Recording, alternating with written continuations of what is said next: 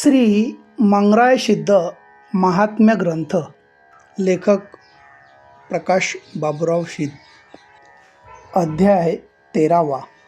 मंगराय सिद्धाचा व सिद्ध साहित्याचा न्याय आणि आरकेरीते घुणके प्रवास. चिपरी गावात भैरवनाथाची भेट घेऊन त्यास आलिंगन देऊन मंगरायनाथ कोथळी गावात आला. पुढे भाग 5वा. जवळच इसर सिद्धाचा मेंढवाडा होता. त्या वाड्याच्या कुपाडीपाशी येऊन उभा राहिला. तेथे देवाने आपले रूप बदलले. म्हाताऱ्या माणसाचा वेश धारण केला. तेथे काम करणाऱ्या गड्यांचे आपल्याकडे लक्ष वेधून घेतले. ते सर्व गडी कण्या व दुधाची न्याहारी करत होते. त्यांचे लक्ष त्या म्हाताऱ्याकडे गेले. त्यांनी त्यास न्याहारी करण्यासाठी बोलावू लागले. त्यावेळी मंगराय सिद्ध म्हणू लागला, आपण आपल्या मालकास बोलावून आणावे. त्यांना सांगावे, कर्नाटक मुलखातून देव मंगराय सिद्ध आपल्या मेंढवाड्यापाशी आला आहे. देवाने दूध कण्यांची न्याहारी केली व आपल्या आत्म्यास तृप्त केले. त्यातील 2 गड्यांना इसर सिद्धास बोलावून आणण्यास पाठवून दिले व आपली बैठक तेथेच मांडली. ते गडी इसर सिद्धाच्या घरी आले. त्यांना पाहून इसर सिद्ध विचार करू लागला, आपण काय येणे केले आहे?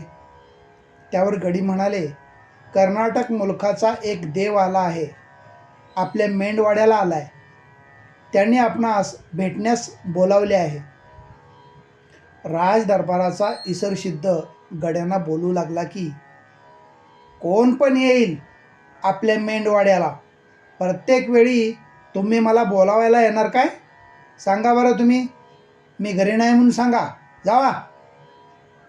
त्या इसर सिद्धाचे बोलणे ऐकून ते 2 गडी मेंढवाड्यापाशी आले व मंगराय सिद्धास सांगू लागले, आम्ही घरी जाऊन आलो आहे, पण मालक घरी नाहीत. तेव्हा मंगराय सिद्धाने अंतर्ज्ञानाने जाणले व गड्यांना म्हणाला, तुझा मालक घरी असून सुद्धा नाही म्हणाला तरी माझ्यासाठी परत घरी जाऊन त्यास म्हणावे, तुझ्या गाईच्या गोठ्यामध्ये एक गाय वांझ आहे. तिला सोडून दिल्यानंतर वारुळाच्या 5 फेऱ्या मारील, पण नंतर ती वारुळावर उभी राहील व 7 कळशी एवढ्या दुधाचा धारा सुटतील. यावेळी ही गोष्ट तुला समजेल, तुला खरे काय ते कळेल, असे मालकास सांगावे. परत ते गडी त्याच्या घरी गेले व त्यांनी सर्व हकीकत मालकास सांगितली. मग इसर सिद्ध आपल्या गायीच्या गोठ्याजवळ आला. त्याने ती वांझ गाय सोडून दिली. ती गाय सुसाट धावत सुटली. तिने गावाच्या भोवती 5 फेऱ्या मारल्या. नंतर वारुळाजवळ येऊन तेथे 5 फेऱ्या पुन्हा मारल्या. वारुळावरती उभी राहिली.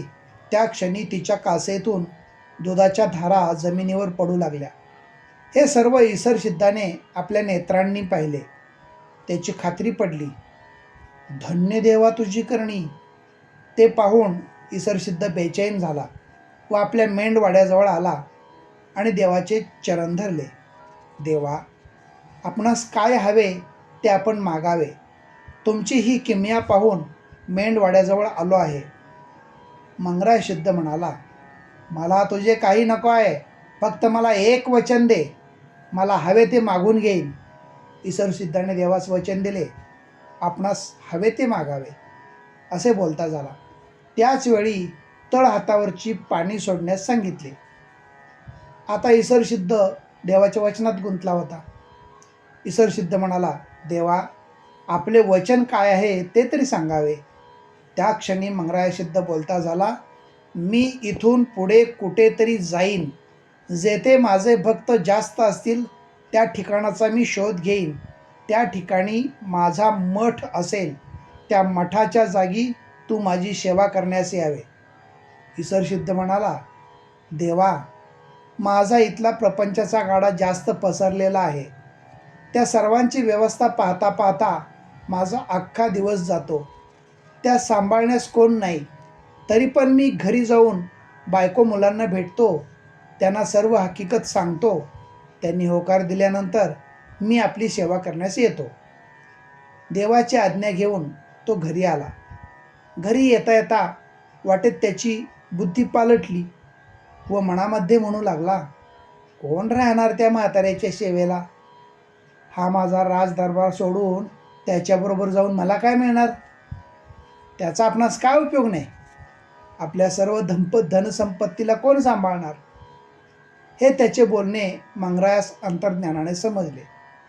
आता तो आपल्या सेवेला येणार नाही आणि त्याच्यासमोर चमत्कार केलाच पाहिजे. म्हणून मंगराय सिद्धाने मायारूपी वाघ तयार केले. ते वाघ इसर सिद्धासमोर डरकाळ्या फोडू लागले व त्यास भीती दाखवू लागले. ते पाहून तो घाबरून गेला. त्यास भीती वाटू लागली. त्याने मंगराय सिद्धास विनंती करून सांगितले की, हे देवा, तुझ्या वाघांना प्रथम थांबव. मी तुमच्या सेवेत येण्यास तयार आहे. मंगराय सिद्धाने वाघास थांबवले व त्यास घरी जाण्यास सांगितले. तो घरी आला, झोपण्याची तयारी करू लागला. त्याच्या मनाचा व बुद्धीचा चकनाचूर झाला होता. परत जाण्यास नकार मनी येऊ लागला. आपल्या घराचा गारवा सोडून त्या म्हाताऱ्याच्या सेवेत कोण जाणार म्हणून घोंगडी घेऊन खालवर घातले. इतके होऊनही देव मनग्यानी त्यास समजला नाही.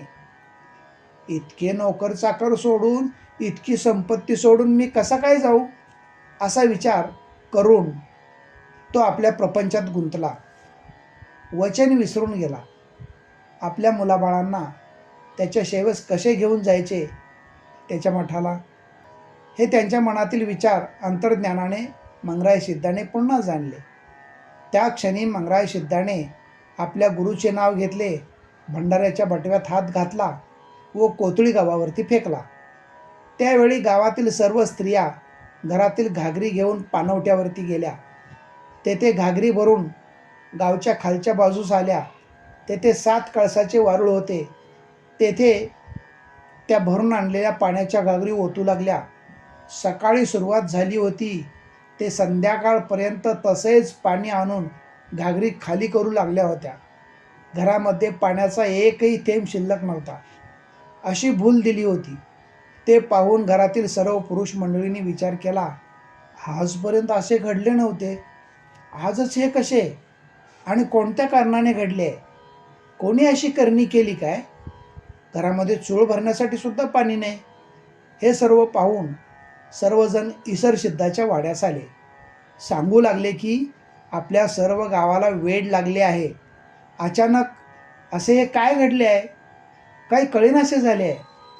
त्यावेळी इसर सिद्ध सर्व गावकऱ्यांना सांगू लागला, कोणी कन्नड मुलकातला एक देव आला आहे. त्या देवाने चमत्कार केला आहे. तो म्हणे मला, तू माझ्या सेवेसाठी चल, पण मी त्यास नकार दिला आहे. हे सर्व त्याने केले आहे. जर मी त्याच्या सेवेसाठी गेलो तर सर्व वेळ निघून जाईल, पण माझ्या संसाराच्या गाड्यांचा कोण सांभाळ करेल? त्यावर सर्व गाव इसरसुद्धा समजावून सांगू लागले, त्या देवाचा महिमा आपण पाहिला आहे, तरी आपण सेवेस जाण्यास तयार व्हावे. तुझ्या संसाराचा गाडा आम्हावरती सोडावा. असे सर्व गाव विनंती करू लागला होता. आमच्या शेतामध्ये भाजी, भेंडी काही पिकू दे, आम्ही तुझ्या वाड्यात पोच करू, असे गावाने वचन दिले. ते ऐकून इसर सिद्ध देवाकडे गेला व म्हणाला, मी तुमच्याबरोबर येण्यास तयार आहे, पण आपण एवढे गावाचे वेड बंद करावे.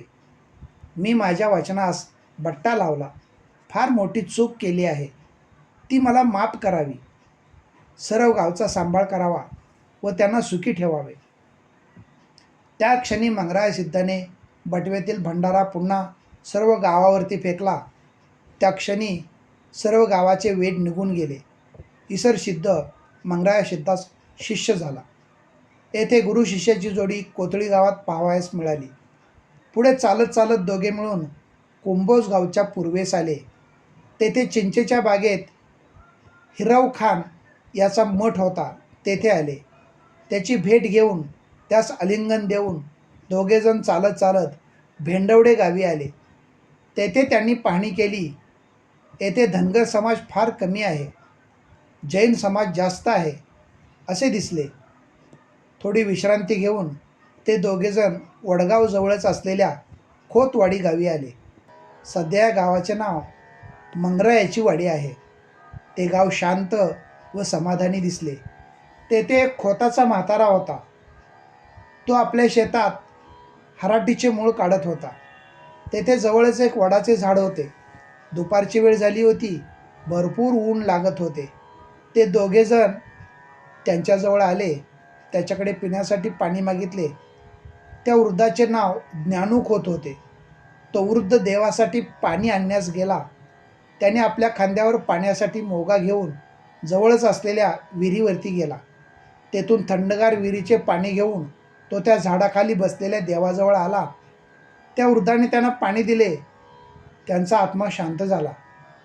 त्या वृद्धाने त्यांच्या खांद्यावर कांबळा व भंडाऱ्याचा बटवा पाहून तो समजला की हा कोणीतरी देव आहे. ते जाणून त्यांच्या पायावरती डोके ठेवून नमस्कार केला आणि म्हणाला, देवा, मी धन्य झालो आहे. आपले पाय गावात लागले. खरंच मी धन्य झालो आहे. त्यावर ते बोलू लागले, आजोबा, माझा मठ येथे जवळच कुठेतरी असेल. तेथे सूर्यचंद्र या सृष्टीवर असेपर्यंत भर यात्रे दिवशी मोगा भरून आंबील माझ्या मठात घेऊन यावे. त्या दिवशी तुझ्या आंबिलीला फार मोठा मान असेल व या गावचे नाव बदलण्यास सांगितले. मंगरायाचे वाडी असे नाव ठेवावे. नित्यनेमाने आपण माझ्या मठाशी यावे. तो त्या आंबलीचा मान देऊन वठार किनी गावी येण्यास मार्गस्थ झाले. गाव सोडून स्वारी किनी गावी आली. तेथे जैन समाज जास्त आहे म्हणून त्यांनी किनीच्या पश्चिम दिशेने जाण्याचे ठरवले. चालत चालत मुलांखडी, पूर्वी हत्तीचा माळ, कोणत्या तरी राजाचा हत्ती या ठिकाणी मरण पावला होता. तो तेथेच गाडला होता म्हणून त्यास हत्तीचा माळ म्हणतात. या ठिकाणी आले. पश्चिमेस कोकण भाग दिसत होता. आता आपण येथेच मार्ग ठप्प करावा. पुढे आपली सेवा होणार नाही. उत्तरेस पाहिले तर वारणा नदीचे पात्र दिसून आले. पवित्र भाग समजून ते घुनकी गावच्या माळावरती आले. तेथे पाहिले तर धनगर समाज भरपूर आहे. तिथे भैरोबाचे लहानसे देऊळ पूर्वेला तोंड करून होते. तेथे येऊन त्यांनी विनंती केली की मला इथे थोडी जागा द्यावी. त्यावेळी भैरोबाची नजर देवाच्या गळ्यावरती गेली. त्यांना गळ्यात लिंग दिसला. भैरवनाथ म्हणाला, तुझ्या गळ्यात लिंब शोभून दिसतो आहे म्हणून तुझे आणि माझे कसे काय जमणार? मी खारकांड खाणारा आहे, ते तुला आवडणार नाही. त्या क्षणी मंगराय सिद्ध म्हणाला, आपण आपल्या देवळाचे तोंड दक्षिण दिशेस करावे व मला पूर्वेला तोंड करून राहायला जागा द्यावी.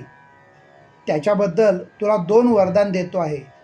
गुणकी गावचे लोक तुला कधीच विसरणार नाहीत. माझी जो कोणी सेवा करेल त्या सर्व गावास तुझा हेवा वाटेल. आणि 2 वर देतो. एक पहिला वर म्हणजे भर यात्रे दिवशी आंबिलीचा मोगा प्रथम तुझ्याकडे येईल. दुसरा वर देतो, यात्रेच्या दिवशी 52 खेड्यातील वालगे येतील. देशिंग, विठुरायाची वाडी, चिकुर्डे, येलूर या गावचे हेडाम ते तुझ्या रावळासमोर हेडाम खेळतील व पहिला मान तुला देतील. नंतरच हेडाम व भाकणूक होईल. ते सर्व ऐकून भैरीनाथाने आपले मुख दक्षिण दिशेस केले व मंगराय सिद्धास उगवत्या दिशेस पूर्वेस तोंड करून ठाण मांडण्यास जागा दिली. मंगराय सिद्धाने तेथे ठाण मांडून आपले निशाण लावले. तेथे देवपण करण्यास सुरुवात केली. समोर सुंदर असा चाफा लावला.